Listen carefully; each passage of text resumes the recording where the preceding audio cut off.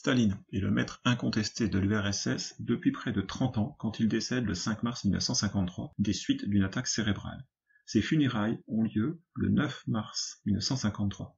On estime que 5 millions de personnes ont défilé devant son corps exposé du 6 au 9 mars à la Maison des syndicats à Moscou. Lors de ses obsèques, des scènes d'hystérie ont lieu et au total, ce sont près de 1500 personnes qui meurent étouffées ou piétinées.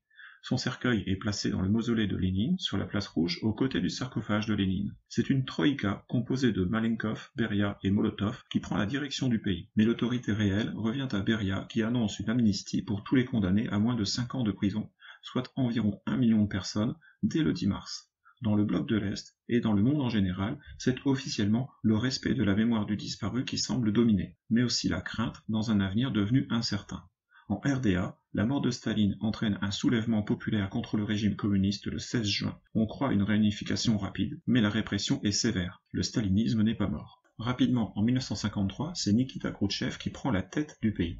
Son rapport secret présenté le 24 février 1956 aux délégués présents lors du 20e congrès du Parti communiste de l'URSS fut rapidement connu dans le monde entier. Dans ce rapport, Khrouchtchev dénonce en particulier le culte de la personnalité dont faisait l'objet Staline. C'est un véritable procès contre Staline qui est alors ouvert. On remet en cause la politique qu'il a menée et on dénonce les arrestations arbitraires de personnes honnêtes qui étaient pourtant traitées d'ennemis du peuple. On dénonce aussi les déportations massives, ainsi que la capacité de Staline à mener à bien les préparatifs de la Seconde Guerre mondiale. Son caractère borné est souligné, en particulier dans ce qui concerne les rapports avec les partis communistes des pays frères. L'image de celui qu'on surnommait le petit père des peuples, ou le plus grand stratège de tous les temps, est remise en cause.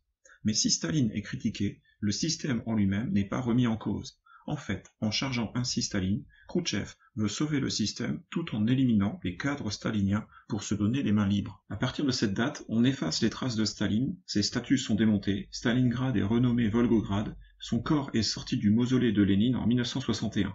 Les prisonniers politiques sont progressivement réhabilités.